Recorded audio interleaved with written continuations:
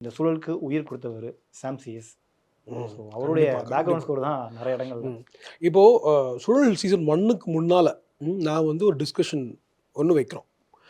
அந்த டிஸ்கஷன் என்னன்னா, இந்த மியூசிக் வந்து எடுத்த உடனே இது வந்து ஒரு சின்ன ஊர்ல நடக்க போகுதுன்றத தெரிஞ்சுக்கிட்டோம். அதோட சேர்த்து வந்து அ உலகத்துல இருக்கிற எல்லாருக்கும் அந்த ஆடியன்ஸ்க்கு போய் சேரணும்னு ஃபர்ஸ்ட்டு டாப் லெவல்லேருந்து நான் ஒரு ஐடியா சொல்றேன். என்னன்னா ஒரு ஃபியூஷன் மாரி பண்ணுவோம் அப்படின்னு. அப்பதான் வந்து நமக்கு தெரிய ஆரம்பிக்கும். ஓகே தம்பி உனக்கு மியூசிக் வந்து அவ்வளோதான் தெரியும் அப்படின்னு சொல்லிட்டு சாம் அது இல்லை பிரதர் அப்படின்னு ஒரு ஒரு ஒரு விஷயம் சொல்கிறாரு.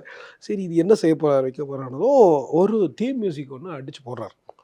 தீம் மியூசிக்கை கேட்கும்போது தான் ஃபியூஷனை தாண்டி அதுக்கு பேர் எனக்கு தெரியல. எனக்கு அதுக்கு பேர் என்னென்னு சொல்கிறாங்கன்னு தெரியல அது. பட்டு ஒரு ட்ரான்ஸ் லெவலுக்கான ஒரு ஒரு மியூசிக்கு. அதுவும் இல்லாமல் அவருக்கு வந்து எல்லாத்தையுமே வந்து மியூசிக்கலாகவே ட்ரீட் பண்ண பார்க்குறாரு.